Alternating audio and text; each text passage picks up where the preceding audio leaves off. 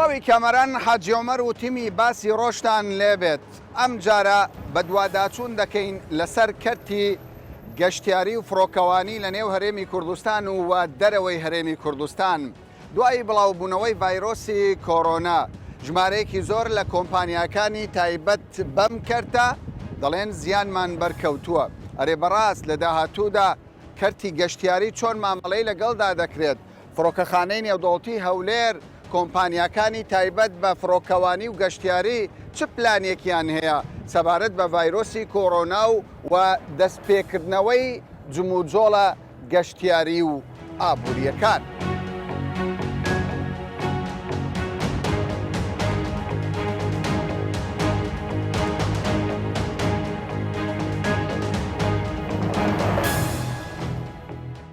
پێم بڵێ ئێستا کار و کەسابەتیتان چۆنە بە تایبەت ئێستا قەدەغەی گەشتە ئاسمانیەکان؟ وڵا پشتی قەدەخەی گەشتی ئاسمانی لە 14 سی ئیشمان ڕاوەستی بەڕاستی یعنی تایارەکە نەبێ شەریکە قەپاتکە شەریکە مانگەکە 2 مانگ 3 مانگ کرێ لە دیفانی خۆدە دوای چ بکێ ینی 2 مانگە دووهەی بە زێدەتر ینی کرێ لە گیرفانی خۆدە تەقعدیکۆ لەگەر معاشەنجی ئەوها ینی کارماندا پشتی مانگی 6 ئیش دەگەڕێتەوە بەس ئەگەر دوو زیاد بوو زێدەتر زەرەر دەبێت. ینی پێویستە حکوومەتی هەرێمی کوردستان بە هەمانجی لەگەڵ حکوومەتی عێراق ینی دەستەی فڕۆکەوانی گفتوگۆ بکەن لەسەرەوەی کە ناکرێ قەدەغەی گەشتی ئاسمانی زێدەتر. ئێستا نمیدە لە عاڵەمی هەمووان مەتەر دەکرێتەوە سەبر دەکرێتەوە ئەڵمانی مەسەرەن لە 15 6 دەکرێتەوە بوو 31 وڵاتان تورکی ئەوها دەبێت لێرەژی دیراسەک هەبێ جوارەوەشتی ینی مەتەر نەبێ ڕەوەستی ینی مانگە 2 مانگ 3 مانگ دوای خەڵک لێرە ئاسیم وایە خەڵک دیگەرتە وڵاتی خۆ زەرەر زۆر بووە زەرەر زۆر بە لێرە کرێ هوتێلی دە لێرە يعني معاشهم راوصي او دبي حكومات او اشتراط دراسه بشيواكي كنترولي يعني مثلا كخلق درتي لناو فروخان هاي بنظام شلون كنترول بكي بس نبي راوصي يعني لبر ايش جيان باردوامه يعني نخوشيه بعامل الدنيا هم بس دبي جيان باردوامه تشتكي شاركي بوي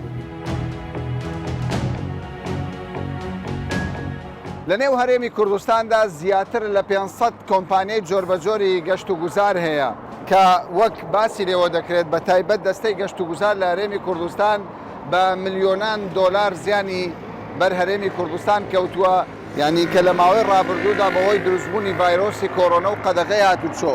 ئەمە یەک کۆمپانیا ئەمە 2 کۆمپانیا کە کەسی تێدا نیە 3 کۆمپانیا دەیان کۆمپانیای جۆربەجۆر لە نێو هەرێمی کوردستان وەک دەبینن تەواوی دەرگاکانی قفل دراوە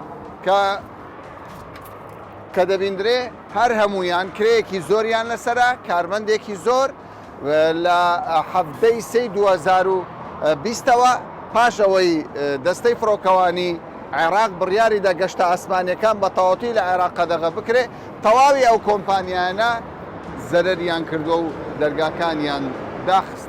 ئێوە یەکێکن لە کۆمپانیە دیارەکانی فڕۆکەوانی و گەشت و گوزار و ناسانم پێشتر بەڕاست ئێوە چ کارێکتان دەکرد ئێستا دۆختان چۆنە؟ بێگومان ئێمە پێشتر هەم هینانی گەشتیار و هەم نردنی گەشتیار بۆ دەرەوەی عێراق و دابینکردنی بیمەی تەندروستی بوو دابینکردنی وتێل بوو لە هەموو جیهان تەنانەت ناوەی هەرێمی کوردستان و ناو عێراقیشە. ئیشەکەتان فراوان بووە؟ بەڵێ بێگومان بەڵام ئێستا ئێمە زیاتر لە 30 کارمەندم هەیە هەمویان لە ماڵەوە لە 14 سێوە دانیشتون و بێکار. باشە بێکارن بەڵام ئەمە جێبیست دەبێت لەولا هەندێک گەشتی ئاسمانی هەیە هاتوچۆ دەکات لە نێوان کوردستان و وڵاتان؟ بەڵێ لە 14 سێوە تاوەکە ئەوڕۆ نزیکەی 20 گەشت هاتۆتە هەرێمی کوردستان و کوردانەی لە تاراوگەما بوونەوە یا ئەو قوتابیانەی کە خوێندکار بوون لە دەرەوەی وڵات بەڵام زۆ بەداخەوە ڕاستە لەلایەن حکوومەتەوە ڕێک خرا و سەرپەرشتی دەکرا بەڵام نەیان هێش کۆمپانیەکانی فڕۆکەوانی بلێتی فڕۆکەوانی سوودمەند بن لە هێنانەوەی ئەو لە ماوەی ڕابردوو هەبووە دەتوانین بڵین لە هەر لە دەستپێکردنی کەرەنتینەوە لە 14 ئەگەر کۆمپانیەکان ئەم کاریان نەکردن ینی بۆ نمونە ئەو کۆمپانیانەی کە خۆت باسی لێوە دەکەی کاریان ئەوەیە ئەنی ئەو ئەرکات جێبەجێ بکەن. بەداخەوە زۆر بەڕاشکانوانە دەتوانم بڵێم کە لەلایەن چەند کەسێکەوە ئەم گەشتانە قۆڕخ کرا و ئیتر خۆیان بەڕێوەیان برد. باشە چی بکرێت باشە؟ ینی چی بکرێت لە داهاتوودا بۆی ئێوە زیان نەکەن؟ تۆ دەڵێ 30 کارمەند چۆتەوە ماڵەوە. بەڵێ باشە چی بکرێت بۆ ئەوی نەفەسێک هەبێ ژیانێک بگەڕێتەوە ئەم کرد؟ بێگومان پاڵپشتی حکوومەتی هەرێم لەم دۆخەیە و لە دوای ئەم دۆخەیە لە ئاساییکردنەوەی ژیان و گەڕانەوەی سێکتەری فڕۆکەوانی پاڵپشتیەکەی زۆ گرینگە. دەتوانم بڵێم حکوومەت لە ڕێی باجی دەرامەتەوە لە ڕێگای ڕسوماتەوە لە ڕێگای پێدانی قەرزەوە گەشتیاری ناوەخۆ باشە لەوە دەست پێ بکرێت. بێگومان ئەبێ گرنگێکی تەواو بە شوێنە گەشتیارەکان بدرێ پاڵپشتێکی تەواوی ئەو بەڕێزانە بکرێت کەەوە خاوەن پرۆژەی گەشتیارین ئاسانکاری زیاتریان بۆ بکرێت بۆ ئەوەی ئەم کەرتە ببوژێنینەوە و سەرنجی گەشتیاران ڕابکەشی.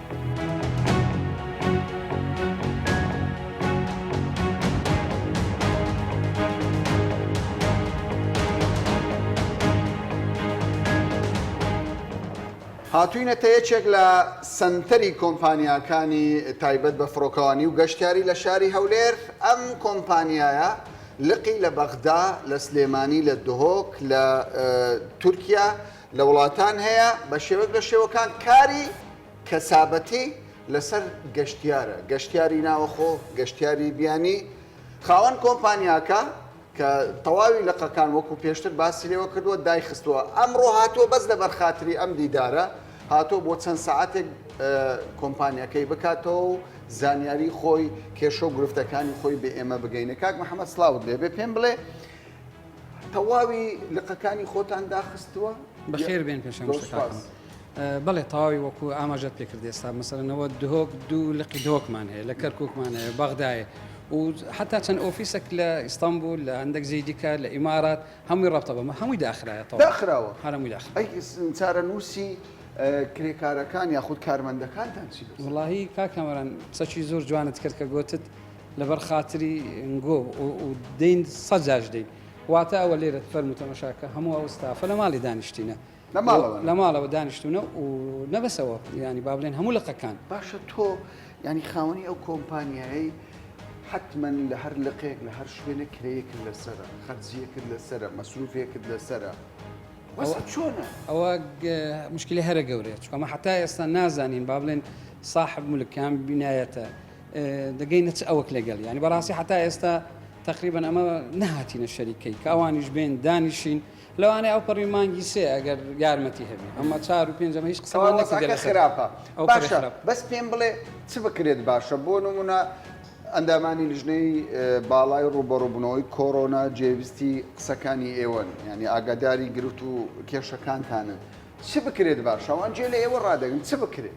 وڵی کاکەمەران ئێستا ئەگەرە تو ئەو ریپۆرتەی زیاترەوە بکەی بچی تەواوی هەولێر با بڵێن کەمە باسی هەولێر دەکەین چەندەها کۆمپانیا هەر بە تەواوی قەپاتی کردی ینی حتا ئەساس و کەلوپەلی ئیفلاس دەرچوو واتە چکە ئەو سەکتەرە بەڕاستی وێران بووە یعنی ئەمە 2-3 حاڵەتمان هەبووە مەسەن لە کاتی داعش یاخود لە کاتی ڕیفراندەوە مەتار قەپات و بەڵام نەگەشتینە ئەو ڕادێک کە ئێستا ترین دۆخە بزەبت باشە لە گەشتیاری ناوخۆ دەست پێ بکەین ئاساییە دەکرێت یعنی ئەمە با بڵێن وڵاتانی دەوروبەر یعنی ئەوان دەستیان پێکرد کاکە ژیانی خەڵکی ئەو سەکتەرە ئاساییان کردەوە با بەڕێنەمایی تەندروستی یعنی ئێستا ئەمە گەشتیاری با بڵێنی مووسڵ و یاخود جنوب و بەغدا و ئەوانە ئەوانەخوازم بێنە لە هەموو مەوسیمەکان یعنی ئەمە لە نەوڕۆز ئێستا دەرگا بکرێتەوە بەلا شاڵ دێن بە تاکید دێن چونکە هیچ ڕێگایان نییە ئێران دەیانەوە بێنە کوردستان نەبەست دێن کا کامەران ئەمە زیاتر با قسە بکەین ینی حتا فڕۆکەخانە ینی حتا کەی ینی کە قەپات بی ئێوە وڵاتان هەمووی ڕێژەی ئەوەیان دانە یان ئێستا من مەسەلەن پلانی مەتاری ئەنتالیا ئیستانبول ئەوانە هەمووی دانە لە وڵاتەکان ئێمەش دەست پێ بکەین ئەوە بە حکوومەت دەڵێن بە لیژنەی باڵا دەڵێن کاکە ئاگادار بن ئەو سێکتەرە زەرەری کردیە با دەست پێ بکەین نەک زەرەرە وێرانە ئەو جارە سەراحەت یعنی ئەمە ئەگەر ئامارەکەت پێ بدەم لە هەولێر لە بینی نووسنگە و کۆمپانیە گەشت و گوزاری حتا 400-500 کۆمپانیا یاخود با بڵێن نووسنگە ئەوانە هەمویان ئەو جار داخراون.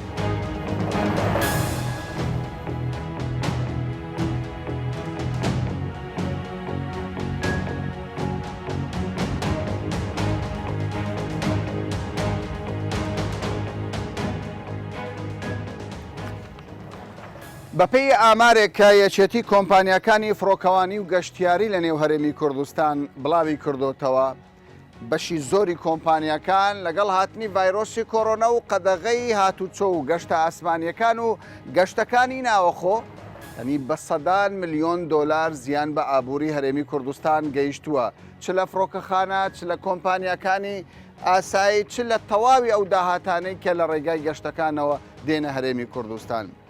یەکێتی کۆمپانیەکانی فڕۆکەوانی و گەشتیاری دەڵێت یعنی لە ڕابردوو هەر کۆمپانیایەک مانگانە لە 10,000 دلار بۆ 15,000 دلار زیانیان بەرکەوتووە.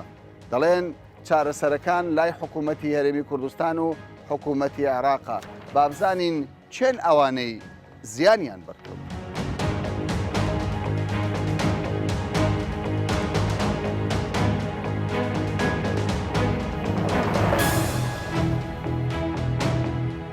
پێم بڵێ زیانەکانی ئەو کەرتە تاوکو ئێستا چی بووە؟ زۆر جار دەڵێن کاکە بەشێکی زۆر لە کۆمپانیەکان ئیفلاسی کردووە.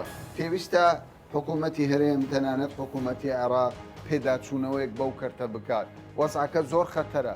بەڕاست خەتەرێکە لە چیدایە؟ کاگلاوە. کاکەمە پێش بەخێر بێن. تامان ئێمە وەکو یەکێتی کۆمپانیەکانی فڕۆکەوانی گەشتیاری لە هەرێمی کوردستان زیانەکان ڕۆژ ڕۆژ دەزیاد بوونە. ئەو ئەحسایی کە کردومانە تا ئێستا کۆمپانیەکان مانگانە 10,000 تا 15,000 دلار زەرە دەکەن. مانگانە بڵێ. ئەو کۆمپانیانی کە باز دەکەم لە لێڤلی ناوەند. خۆتان زانیمە زیاتر لە 500 کۆمپانیا نووسینگەمان لە کوردستان هەیە.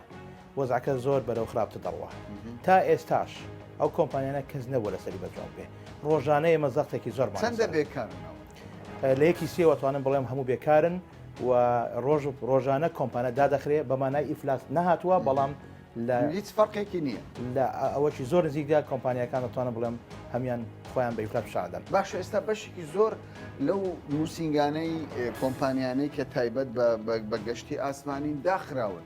ئەو داخستنە کاتیە یان دۆخەکەەوە بڕوە بە یەکجاری قفلێکی سۆری لێ دەدەن بە یەکجار. هەموو کۆمپانیەکان داخراون لەبەر هیچ ئیشکارێکیان هەمویان هەر هەمیان داخراون کە تەناو لەم ئێمە 0 ئەنی ئەوەمانەیە ینی وارداتمان هەیە. بەڵام مشکلی ئێمە ئەوەیە حکوومەت تا ئێستا هیچ بەرچاو ڕوونیەکی نەداوە بە ئێمە نازانین چی ئومێد نییە.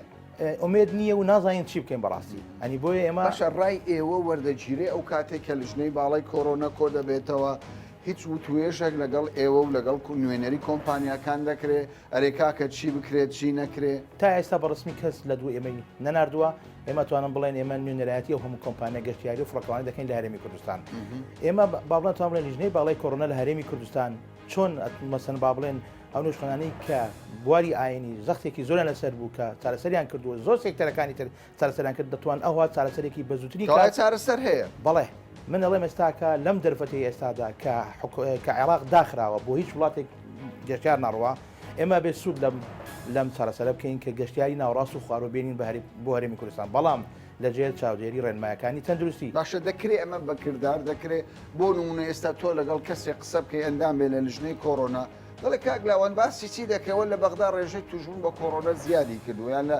پارێزگایەکی دیکە لە وڵاتانی دەرەوەش ڕێژەی کۆرۆنا وازیاد دەکات لە ئەمریکا و لە ئیتالی و لە هەموو شوێنەکانی ڕۆژانە بە هەزاران مردنێ بەڵام ژیان ئاسایی بۆتەوە ئەبێ ژیان ئاسایی بێتەوە لە هەرێمی کوردستانی چونکە ئێمە هیچ منفەزێکمان نییە ئێمە داخراوی ئەوە تەرکیز دەکەن لە دەستپێکدا گەشتیاری عراقی بێتە کوردستان لە پێشەشدا و بە زووترین کاتیش ئەبێ گەشتیاری عراقی بێ بۆ هەرێمی کوردستان بەڵام دەتوانین لە ڕێکاری تەندروستی و لە شوێنە گەشتیاریەکان ببینێنەوە وەکو بێخاڵ و وەکو ڕواندز و بابڵێن وەکو شنگلبانە و لەوێ مواقعی سیاحیش هەیە ولا چێک پوینتەکان کۆنتترۆلێکی باش بکرێن کە لەو ئەمەوەی یەک ئەوەتان بۆ بێنن منە لە وڵاتی هۆڵندا کە ئێستا هەر کەسێ بچی بۆ هۆڵندا فۆرمێک هەیە ئەبێ 5 سوالی لێ دەکەن ئەڵێ ئەم 5 پرسیارە کۆخە تا پەسی و ئەوانێکەوە هەر شتێکی هەبێ ناتوانین سواری فڕۆکەبێ بچی بۆ هۆڵندا باوەزارەتی ئێمە شتێکی ڕێکارێک بدۆزنەوە بۆ ئەو کەسانی کە دێن هەر کەسێ نیشانی وانەیە پێ بوو با نەتوان داخلی هەرێمی کوردستانیکان بەڵام ئێستا ینی پێت وایە تەواوی گەشتەکان وەستاوە یان لەملا و لەولا گەشتەیە من زۆر جار جێویستیەوە دەبم فڕۆکەیەک لە بەریتانیا خەڵکێکی هێناوە فڕۆکەیەک لە ئەمریکا هاتۆتە کوردستان کامەران خۆ دەزانین فڕۆکەخانە بەڕسمی داخراوە هیچ گەشتێکی تجاری بەڕسمی ناکری ئەمڕۆ بەڵام چەندەها گەشت دامەزراوە کراوە و لە پەنا ئەوەشەوە هەتوانم بڵێم نرخی بلێت زۆر بەگرا فرۆشراوە ینی بازاری ڕەشش پەیدا بوو بانەڵین بازای ڕەش بەڵام نرخی بلێت گەشتە 2700 دلار.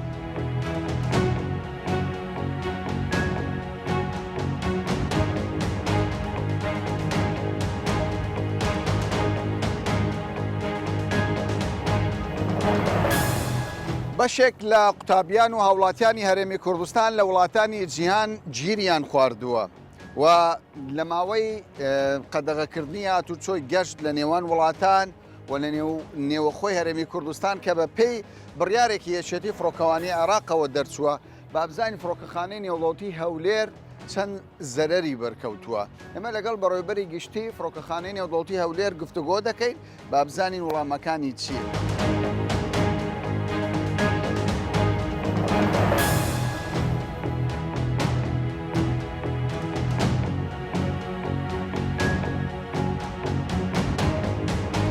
وەکو ئێمە ئاگادارین بەشێکی زۆر لە کۆمپانیەکانی تایبەت بە فڕۆکەوانی و گەشتیاری هەنی نووسنگەکانیان داخستەوە و زەرەرێکی زۆریان بەرکەوتووە. فڕۆکەخانەی نێودەوڵەتی هەولێرش لە ڕابردوودا دەتوانم بڵێم یەک لە باشترین فڕۆکەخانەکانی نێو هەرێمی کوردستان و عێراق بووە. زەرەر بووە یعنی زەرەری کردووە فڕۆکەخانەیە کە ئەو ماوەی داخراوە بێگومان نەک تەنها فڕۆکەخانە بەڵکو هەموو ئەو خزمەت گوزاریانی کە لەناو فڕۆکەخانە هەیە.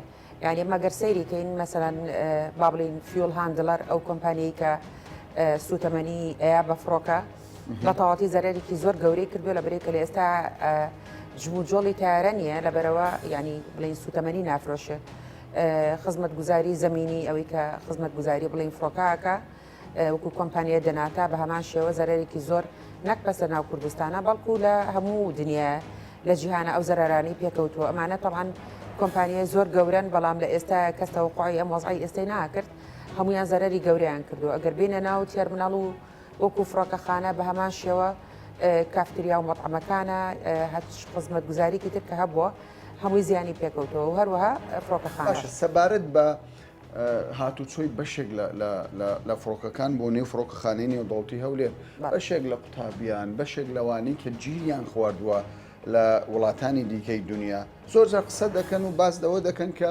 فڕۆکەخانەی نێودەوڵەتی هەولێر ڕێگەیان پێنادە فڕۆکەکەیان بنیشێتەوە بەغدا بەسرە شوێنی تر ڕێگەیان پێدەن. ئەمە هۆکارەکەی چییە؟ ئەگەر بین وەکو ئەو ڕستەیە سەیریکەین ڕێگەیان پێنایرێ بە هیچ شێوەیەک ڕاست نییە. طبعاً ئەوانەی کە ناوەندرێ ئەو ڕێگایی کە قوتابی و یاخود هاوڵاتیانی هەرێمی کوردستانی پێگەڕێتەوە پێڵەن ڕەحلاتی ئیخلاء لەناو عێراقیشا بە هەمان شێوەیە. ئەم جۆرە گەشتانە وزاری خارجی لە بەغا یاخود لێرەش فەرمانگەی پەیوەندیەکانی دەرەوە هەڵ ئەستێ بە ڕێکخستنی ئەویش دیارە لەگەڵ قونسڵخانەکان و لەگەڵ سەفارەتەکان و لەگەڵ با بڵین وڵاتانی دەرەوەیە. ئەو دوانە کە هەردووچیان با بڵین ئەم گەشتیان ڕێکخست ئەو کاتە ئەگەڕێن بە دوایی با بڵین هێڵێکی باوەڕ پێکرا و کە بتوانانی هاوڵاتیەکان بە سەلامەت بگەڕێنێتەوە.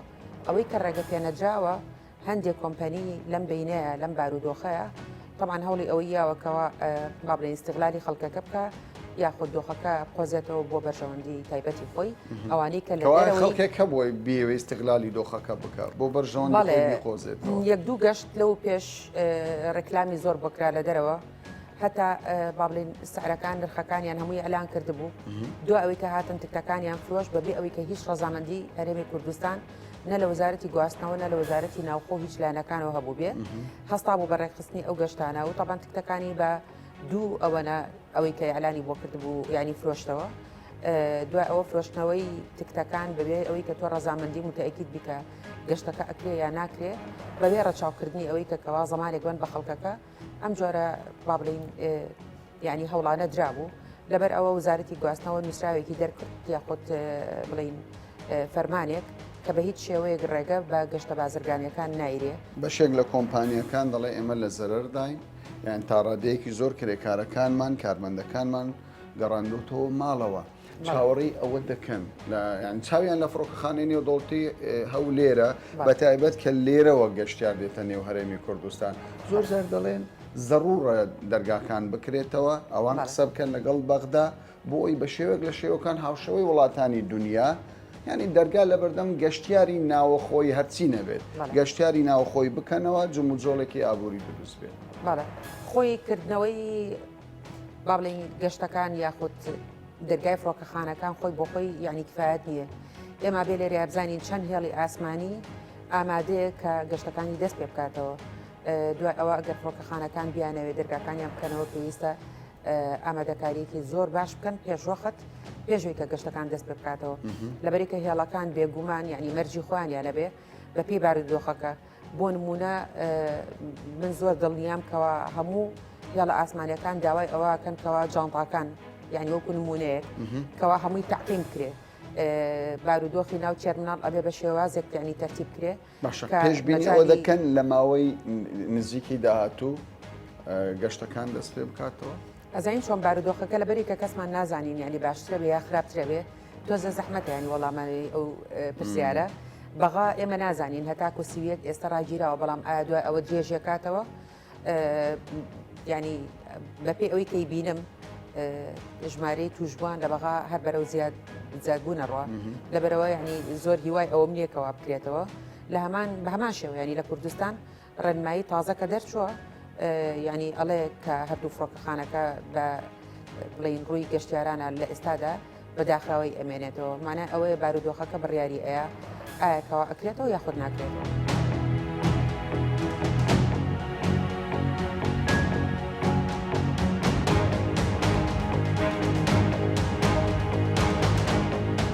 بەر لە بڵاوبوونەوەی ڤایرۆسی کۆڕۆنا لە نێو جیهان و هەرێمی کوردستان ڕۆژانە لە نێو ئەم فڕۆکەخانەیە و لە نێو ئەو دەرگایەدا بە هەزاران بە سەدان گەشتیاری جۆر بە جۆر لە ڕێگای ئەم فڕۆکەخانەیەوە دەهاتنە هەرێمی کوردستان و بە شێوەیەک لە شێوەکان داهاتێکیان بۆ ئەم هەرێمی کوردستان پەیدا دەکرد.